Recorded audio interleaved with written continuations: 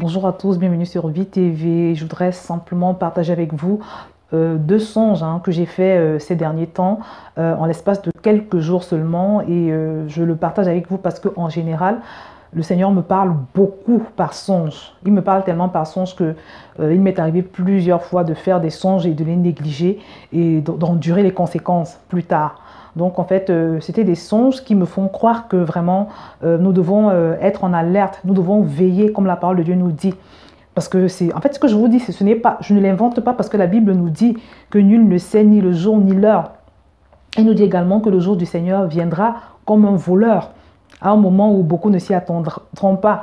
Donc vraiment, dans ce songe, en fait, c'est ce qui ressort, c'est l'imminence du retour de Jésus. Cette nuit encore, j'ai fait le deuxième songe et là-dedans, je voyais des personnes qui s'activaient, les gens mettaient de l'ordre dans leur maison, ils mettaient de l'ordre dans leur vie, c'est-à-dire il y avait une grande agitation, il y avait une grosse pression et je ne sais pas comment l'exprimer, mais tout le monde, on savait que Jésus allait revenir, que c'était quelque chose qui n'allait pas tarder. Il y avait une grosse pression et comme je l'ai expliqué sur ma page Facebook, la pression était telle que rien que dans l'atmosphère, on ressentait qu'il allait venir. Il y avait quelque chose on savait que le retour de Jésus était imminent. Nous savions qu'il allait revenir. Donc on avait l'impression qu'il allait arriver au bout de quelques heures. Donc j'ai fait ce rêve et quelques jours plus tôt, j'ai entendu de façon audible, alors que j'étais dans un état à mi-chemin entre le sommeil et l'éveil, j'ai entendu une voix un peu comme une voix de radio, la voix, vous savez, quand on donne les informations. D'abord, la première chose que la voix m'a dite, c'est que peu importe ce que les autres font, peu importe peut-être les péchés que les frères en Christ peuvent pratiquer, peu importe comment les autres vivent autour de moi, que je me préoccupe de faire ma part. En fait, la voix me disait, peu importe ce qui se passe autour de toi, ce que tu observes les frères faire autour de toi, toi, fais ta part. Donc, c'est le premier message que j'ai reçu. Et donc, le deuxième message, c'est la même voix qui me dit qu'il y aura quelques millions de personnes qui iront au salut, qui seront sauvées, quelque chose dans ce genre. Un peu comme pour m'avertir que il faut également que nous, les chrétiens, qu'on puisse évangéliser. Et ça aussi, ce n'est pas quelque chose que j'invente parce que la parole de Dieu nous dit que la moisson est abondante, mais il y a peu d'ouvriers. Donc, j'ai entendu quelque chose du genre, il y a quelques millions de personnes qui seront au salut. Et ce qui est la réalité. Parce que vous êtes d'accord avec moi qu'il y a beaucoup de gens qui fréquentent l'église, il y a beaucoup de gens qui croient en Dieu, il y a beaucoup de gens qui se disent chrétiens, mais il n'y en a pas énormément qui sont nés de nouveau. Donc, vraiment, tous ces songes qui se manifestent en l'espace de quelques jours me font penser que vraiment, mon frère, ma soeur, nous devons veiller. Je sais que pour beaucoup d'entre nous, on passe par des situations pas évidentes. Parfois, c'est des épreuves.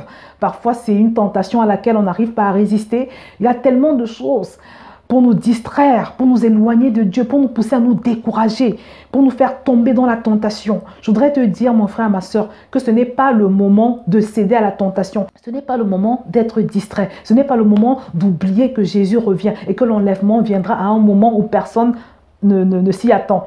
Donc, quelle que soit la difficulté que tu traverses, quel que soit le péché dans lequel tu vis, je te demande, par les compassions de Christ, de sortir de là.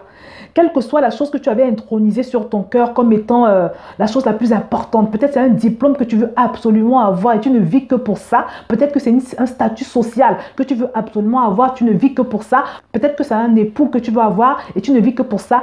Le Seigneur te demande de faire attention. Dieu n'est pas contre toutes ces choses. Il n'est pas contre un travail, un bon travail. Il n'est pas contre une amélioration financière. Il n'est pas contre un mari. Il n'est pas contre le fait que tu aies des enfants. Il n'est pas contre le fait que tu sois guéri. Il n'est pas contre toutes ces choses que nous recherchons. Mais ce que Dieu ne tolère pas, c'est que ces choses commencent à occuper sa place dans notre cœur, que ces choses commencent à occuper la première place et même dans certains cas toute la place, alors que nous sommes des enfants de Dieu. Nous disons que Dieu est notre Dieu.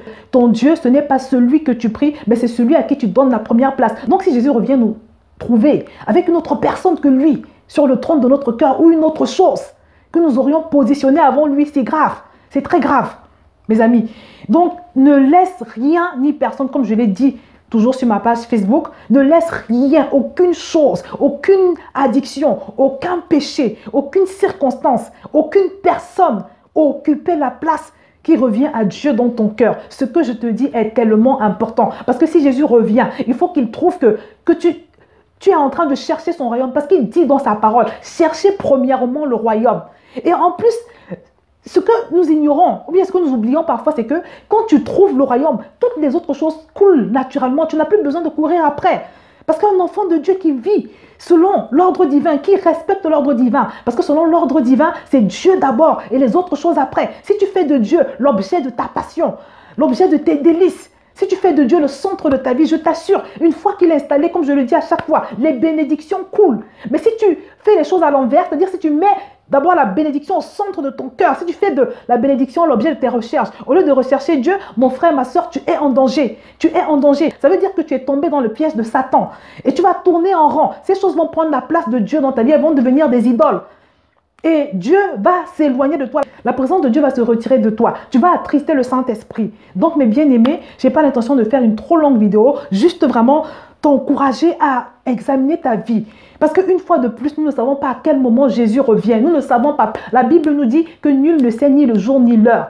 S'il y a quelqu'un à qui tu n'as pas encore pu pardonner, supplie Dieu de t'aider à pardonner cette personne. Ne permets pas qu'une amertume quelconque ou bien une haine quelconque te fasse rater l'enlèvement. Non, non, non. Cet homme qui t'a fait du mal, il ne mérite pas que tu rates l'enlèvement à cause de lui. Cette femme qui t'a blessé, cette personne qui t'a blessé, elle ne mérite pas que tu rates l'enlèvement à cause d'elle. Donc, mon frère, ma soeur, examinons nos cœurs, purifions-nous, soyons délivrés, totalement délivrés de tout ce qui nous empêche d'être à Dieu, de faire de Dieu notre priorité. Nous avons été créés pour la communion avec Dieu. La chose la plus importante, c'est ta communion avec Dieu. C'est pour ça que nous avons été créés. Et ceux qui vivent en communion avec Dieu, ceux qui ont Dieu pour premier dans leur cœur, iront naturellement avec lui quand il viendra. Donc, mes bien-aimés, ayons Dieu pour priorité. Mettons-le en priorité dans nos vies, comme je l'ai dit. Et préparons-nous, examinons-nous déjà pour voir si nous sommes dans la foi, comme la Bible nous le dit.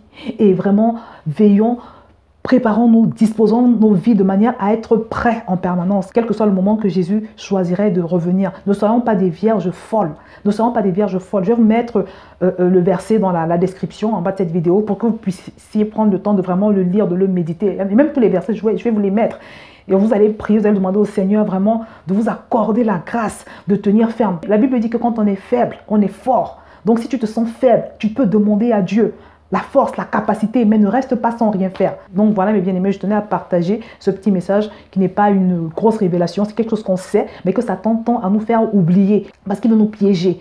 Il veut nous faire tomber dans le piège de l'oubli et de la distraction, de sorte que quand Jésus va revenir, qu'il ne puisse pas nous prendre avec nous. Mais Satan est vaincu, je déclare son échec dans ta vie. Donc mon frère, ma soeur, si tu avais dévié, si tu t'étais égaré, ressaisis-toi avant qu'il soit tard. Je pense que ce message est du Seigneur. Donc je vais m'arrêter là et je te souhaite d'être fortifié. Je vous dis à très bientôt sur VTV.